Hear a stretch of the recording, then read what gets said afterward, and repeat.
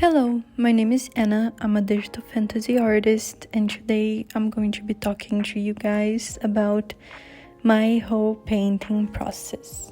I did a video like this one like 6 months ago, so I really wanted to make an updated version.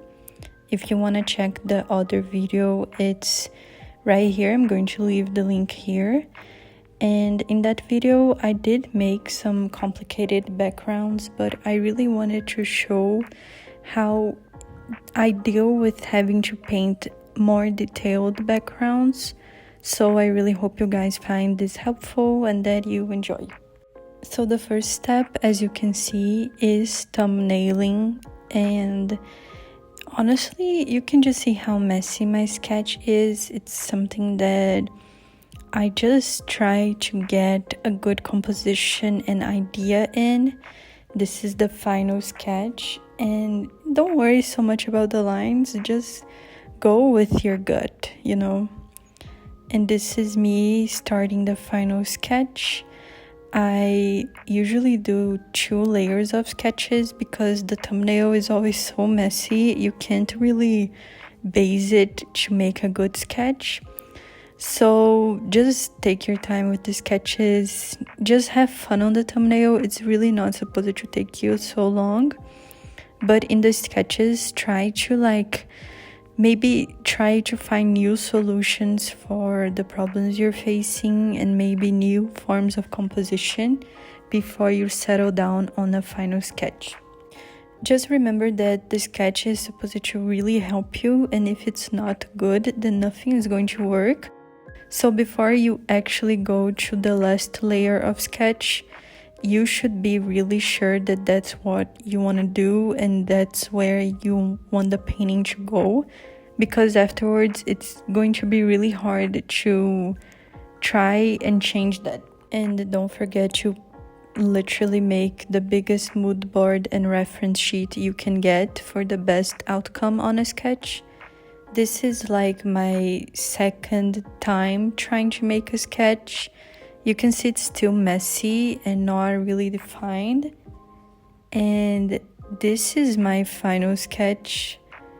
You can see that it's so much more different and more defined, and I have a clear vision of what I want to do. And I'm able to really start the flat colors. This part is really boring, so I basically didn't film anything, but it's just going there and trying to define cool shapes for the character. And the most important part about the flat color stage is you actually choosing the right colors, because if the painting isn't aesthetic on the flat colors, it's just not going to work. So try to choose colors that you like and you think are going to be good together.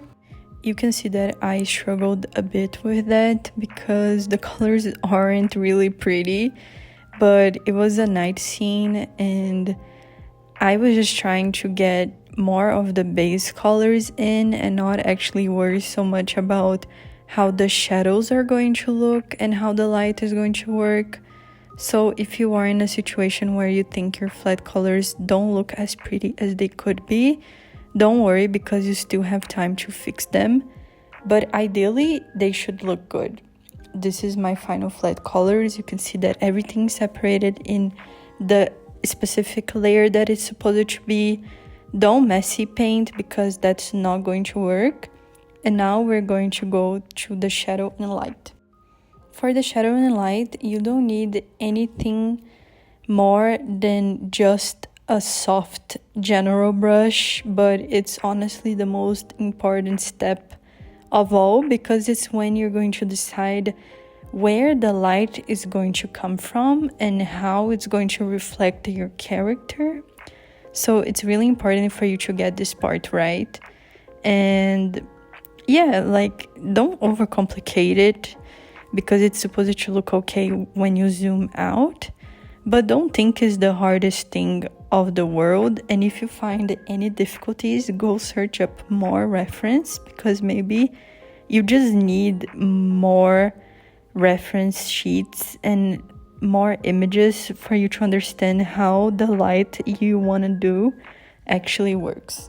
And here I really just want you to take your time, like it's not really supposed to be something that you can rush, because this is the foundation for your rendering. So just really take your time and try different things. And this was the final result, and we're finally ready to go to the first render. And you can see that if the shadow and light phase didn't work, you are never going to be able to properly render the character, because if you don't understand how the basic of light and shadow are hitting the character, how are you going to detail it, Because rendering is not like this magic step where you just out of nowhere carve out a face. It's just getting the foundation you've built in the other steps and cleaning it out, basically.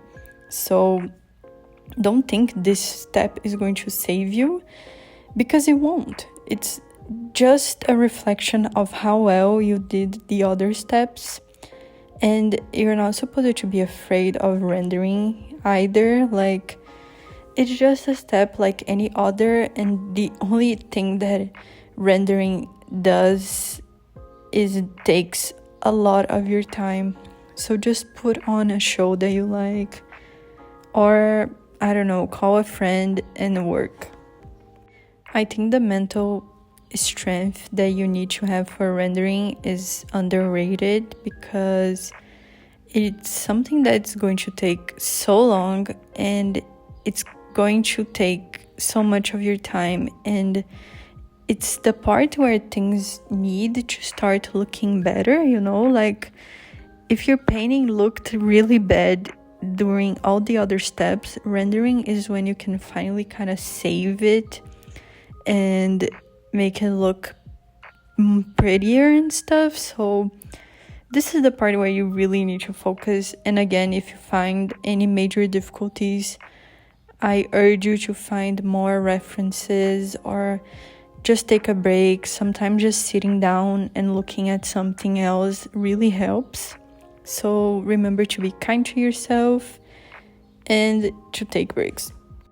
But yeah, basically just keep pushing, keep it going, and try to do it like in parts. For example, if you're getting tired of the skin, then just tell yourself that you're just gonna get the skin and hair done, and then the other day you're gonna get the dress done, because sometimes it's really easy to get overwhelmed with the amount of rendering you have to do, and you kind of just do everything in just not well enough, because you just get really like, I need to finish this fast, and then you don't really detail anything.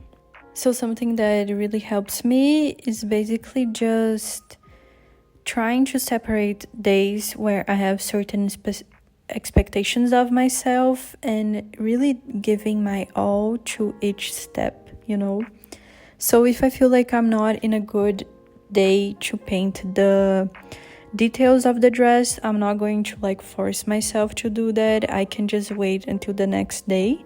And usually I take a month to finish a painting like this. I actually rushed it a bit because I had some other commissions to do, and this is a personal painting. But I'm really happy I finished it, and you're gonna be really happy you finished it too. So just stick to it, keep rendering. There really isn't like a super secret formula of rendering. It's just having the right references and not giving up, which I'd say is already really hard. But I feel like in this world and in general, not giving up is really hard.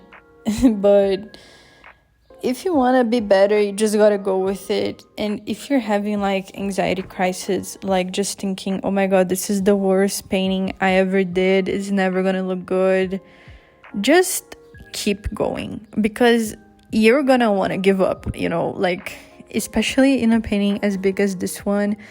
And if you're not getting paid, you might just be like, if I just leave it here, there will be no consequences, but there will be, babe. Like, keep going, keep practicing. The more you push yourself and the more you go out of your comfort zone, the better you get. And yeah, here I started finally making the first render of the background. And I know everyone says that they hate to paint backgrounds, but you just gotta do it, you know, like you just really gotta do it. Just go for it. Honestly, just try to have fun. Try new textures, new ways to painting the same thing, you know, like just keep going. A painting is better finished than ugly. Just kidding. That's not how it goes. Oh my god. What I meant to say is, it's better to finish a painting and it looks bad than to give up in the middle of the process, because you're never gonna know where is your limit. Like, how far can you go until you give up, you know? Like, I'm really proud that I finished this painting, because I can really understand where I got things wrong and where I need to get better at. And something else that I learned is that I know how to paint rocks. And I thought I didn't, you know, because rocks are really hard, guys. Like, literally, just kidding. But yeah, rocks are hard to paint and hard to touch. So yeah. I'm so sorry. I'm trying to make a very focused, completed painting process here, but honestly, I'm just being honest right now. Push through, okay? Push through those rocks.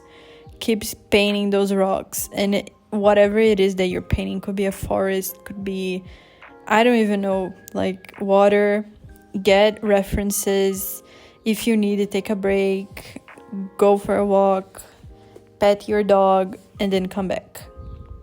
This is how it looks after the first render. Isn't it pretty? Like, you will never know the potential of your painting if you don't render it. So keep going. And then what are you gonna do afterwards? You're gonna render everything again. Yeah, guys. That's how sad life is. When I tell people that I take 30 days to finish a painting, and they're like, no, you don't. And I'm like, yeah, I do. Now I have proof with this video that I literally waste 50 years in my life at every painting that I start.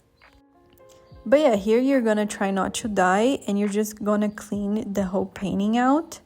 I usually do one render for backgrounds. I don't really clean them as much as I do the character, because the background is never the focus point of my paintings.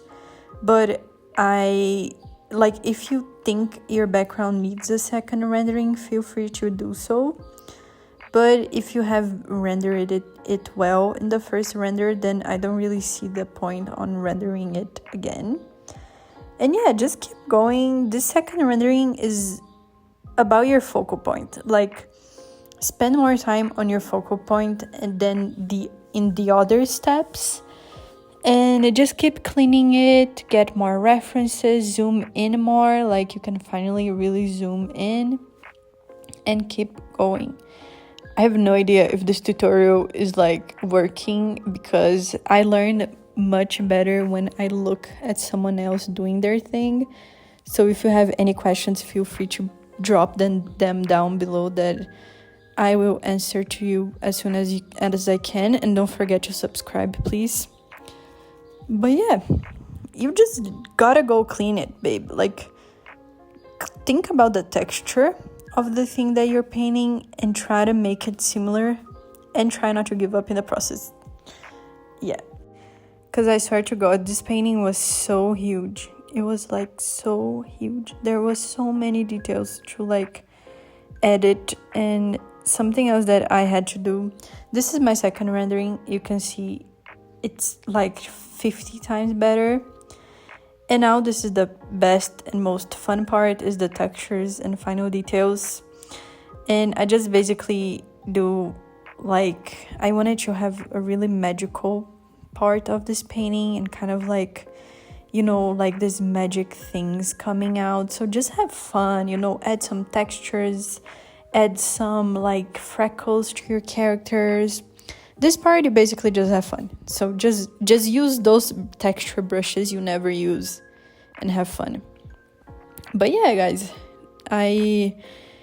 it had been a long time since I haven't done such a huge painting, and I'm really happy that I finished it. And it's a really nice composition as well. I think I challenged myself a lot with the composition, and that's what I'm telling you. Like, in these tutorials, the main thing is not giving up, and that's basically it. I am adding the freckles right now, and yeah, just try to have fun and remember why you spent so long rendering it, because now you get to just add all the textures.